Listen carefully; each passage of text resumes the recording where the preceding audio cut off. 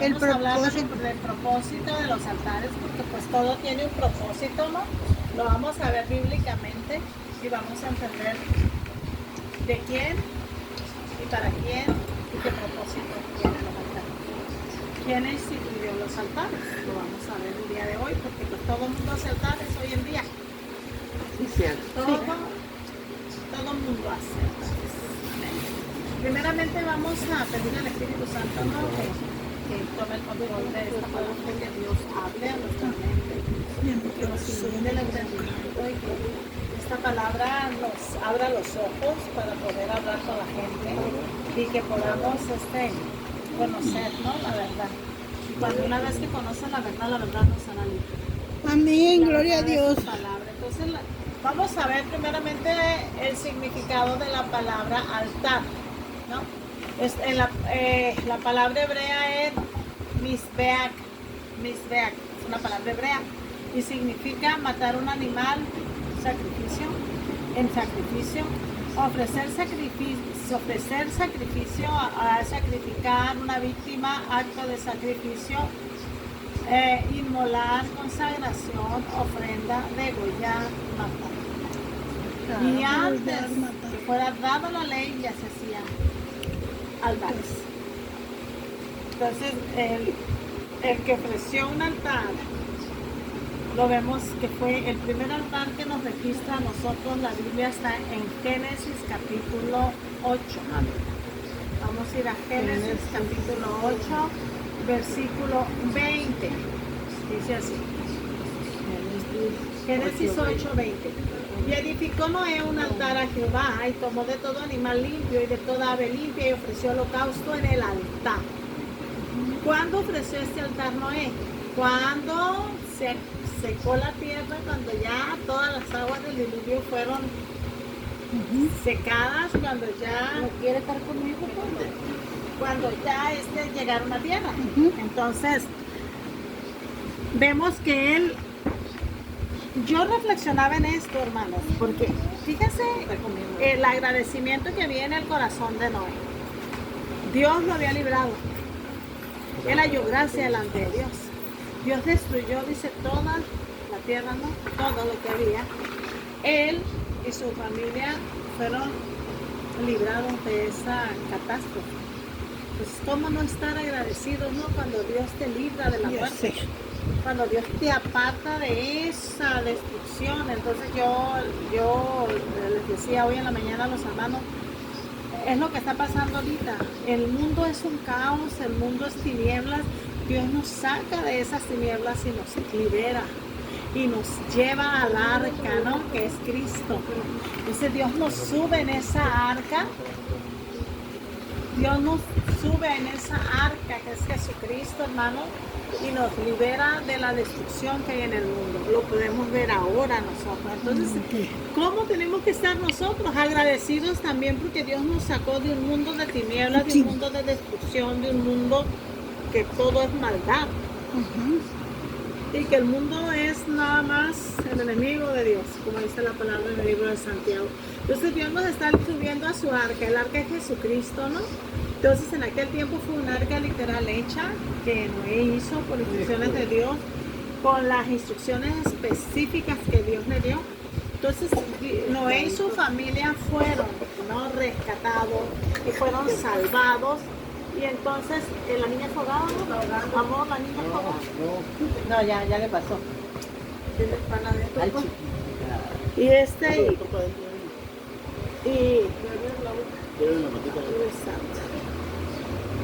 Entonces, él hizo un altar en agradecimiento a Dios. Hizo un altar. ¿Cómo no estar agradecido después de que Dios salva tu vida, no? Es lo que deberíamos de hacer nosotros. Entonces, Dios mira el corazón de Noé. Vamos a ver en el versículo 21 y 22. Miren lo que dice. Y percibió Jehová olor grato. Y dijo Jehová en su corazón. Fíjense, cuando ofreció el sacrificio, Noé, ese olor grato llegó delante de Dios. Vio ese sacrificio, lo recibió el Señor. Y dijo, no volveré más a maldecir la tierra por causa del hombre, Porque el intento del corazón del hombre es malo desde su juventud, ni volveré más a destruir todo ser viviente como he hecho. Mientras la tierra permanezca, no cesarán la sementera y la siega, el frío y el calor, el verano y el invierno, y el día y la noche. Cuando Él presenta este altar y llega con un olor tan grato, Dios lo recibe con agrado en el altar, el sacrificio de Noé. Fíjense la promesa que hizo Dios: no volveré a destruir el hombre. Y luego dio esa promesa: mientras la tierra exista habrá semilla, Dios nos va a proveer, va a haber semilla, tú vas a poder sembrar, vas a poder cosechar en cualquier área de estación del año, en cualquier época de tu vida que estés pasando. A lo mejor estás en un momento de oscuridad, a lo mejor estás en un momento de soledad, en un momento de frío, de mucho calor, como dice, pero Dios va a haber semilla, Dios nos va a dar y vamos a poder sembrar. Esa es la promesa que Dios hizo con Noé en ese altar. Entonces en los altares, hermanos, fíjense, él le ofreció sacrificio a Dios, edificó un altar para adorar a Dios, ¿no? Cuando se secó. Y aquí vemos cómo ese sacrificio tocó el corazón de Dios. Entonces Dios dijo: no volveré a destruir más al hombre. Entonces vemos cómo ese sacrificio ofrecido por Noé tocó el corazón de Dios, y en el altar se hacen pactos, se reconoce la autoridad. ¿Por qué él estaba haciendo un altar? Porque él estaba reconociendo a Dios, la autoridad.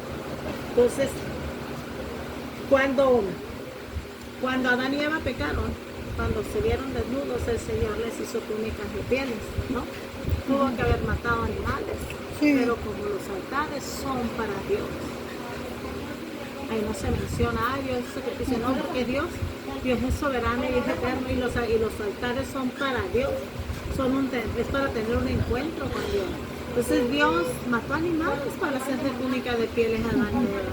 Hubo un sacrificio ahí, pero Dios no ofrece sacrificio a sí mismo, porque Él es el sacrificio. Él es el sacrificio. Entonces, aquí vemos cómo se reconoce la autoridad principal. Entonces el altar es para tener un encuentro con Dios. El altar es para pactar con Dios. El altar es para que reconozcas a Dios como tu máxima autoridad, y el altar es ofrecido a Dios. Vamos a ver ejemplos de quién ofrecía altares. Vemos a Abraham en Génesis capítulo 12. No voy a hablar de muchos ejemplos porque hay muchísimos. Todos los hombres profetas, todos los hombres de Dios ofrecían sacrificio. 7.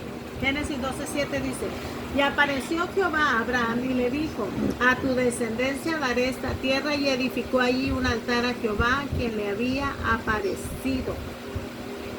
A Abraham ya le había dado la promesa de que le iba a dar descendencia y que le iba a multiplicar, pero se le apareció. Entonces ahí él hizo un altar donde Dios se le apareció, y a cada lugar que llegaba, o sea, a cada lugar que Dios le entregaba, Abraham ofrecía sacrificio, hacía altares a Jehová. Era su manera de agradecer a Dios, era su manera de honrar a su autoridad, ¿no? A Dios él le daba a Dios algo y él ofrecía altar. Aun cuando Dios le pidió algo, aún en ese momento él ofreció altar. Entonces, vemos que Dios le pide a su hijo, ¿no? Dios siempre le daba, y él: te entrego esta tierra, y Dios, te doy esta promesa, y así altares. Pero llegó el momento en el que Dios le pide a él algo, y le pide algo muy valioso para él, que fue su hijo.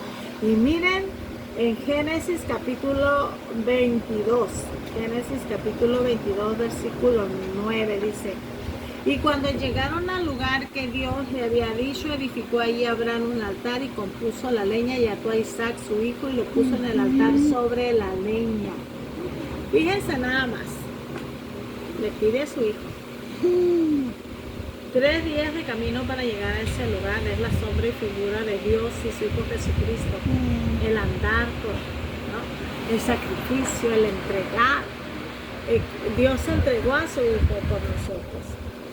Aquí la diferencia es que el hijo de Abraham no lo mató. No lo mató. Entonces, él reconocía su autoridad y él edificó un altar. Imagínate a un padre ofrecer un altar ofrecer el altar es de obediencia a Dios. Aquí está, Señor, el único hijo que tengo, el que tú me diste, con el que tú me diste la promesa de que me ibas a multiplicar. Aquí está, Señor, aquí está en tus manos. Entonces, cuando Dios ve eso, cuando Dios ve que Abraham no rehúsa a su hijo, Dios provee del cordero para el sacrificio. Lo podemos ver más adelante en la escritura. Entonces Dios le proveyó. Y miren, dice, entonces cada vez que hacía el altar, él adoraba a Dios y era aceptar lo que Dios le estaba dando y pidiendo. O sea, cada vez que él ofrecía un altar era porque él estaba diciendo, sí, Señor, lo que estoy amando.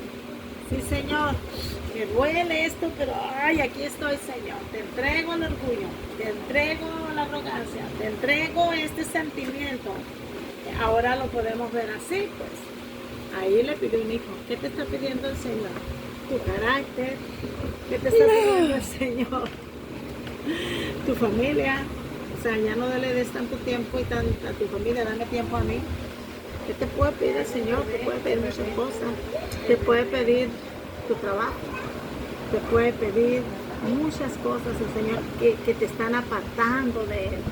Entonces, si Dios te ha prometido, fíjate que Dios te dijera, hoy te voy a prosperar, te voy a hacer inmensamente rico, ¿no? Y de pronto te dice, deja el trabajo que tienes, un trabajo en el que tú ganas muy bien, porque yo te voy a dar otro trabajo. Imagínatelo, ¿no? Y de pronto empiezas la polémica, bueno, si Dios me va a prosperar y me está quitando el trabajo, es porque a lo mejor Dios te va a dar otro trabajo mejor, en el que tú vas a poder adorar a Dios, en el que tú vas a poder servir a Dios y en el que tú vas a recibir las bendiciones de Dios. Dios es el dueño del oro y de la plata. Pongo un ejemplo ahorita, sí, pero puede ser muchas cosas que Dios te pida. Y tal vez tengas que ir por 3 días de camino pensando cómo le vas a hacer, pero al final este hombre obedeció. Este hombre obedeció, pero hay algo bien importante cuando tú obedeces a Dios. Cuando tú eres un hombre y una mujer que le cree a Dios, los demás lo ven. Los demás ven tu vida. Miren lo que vemos ahí en Génesis, versículo 21. Vamos a regresarnos al 21. En el versículo 22, dice así. Aconteció en aquel mismo tiempo que habló Abimelech y Ficol, el príncipe de su ejército, a Abraham, diciendo, Dios está contigo en todo cuanto haces. Cuando eres un hombre que le cree a Dios y una mujer que le cree a Dios, cuando te sometes a la palabra de Dios, cuando le obedeces, la mano de Dios va a estar contigo y la gente lo va a ver. Amén, gloria a Dios. Ay, hermana corazón, ore por mí, usted que está más cerca de Dios. Hermana Rosamar, le encargo que ore por mis hijos. Ellos van a ver que la mano de Dios está sobre ustedes. Y van a empezar a reconocer eso en ustedes. Ayúdenme a orar. Y el mensajito, amiga, ora por mi nieto. Las abuelas.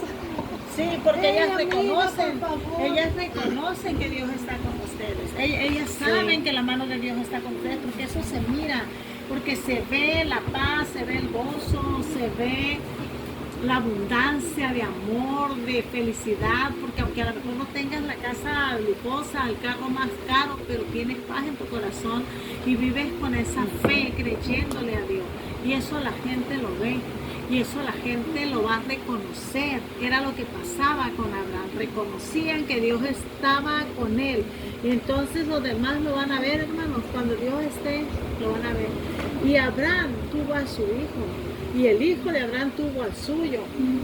Y ahora se dice, el pacto que hice con Abraham, Isaac y Jacob, eso quedó ya escrito en la palabra y se sigue mencionando hasta el día de hoy, porque Él es nuestro Padre.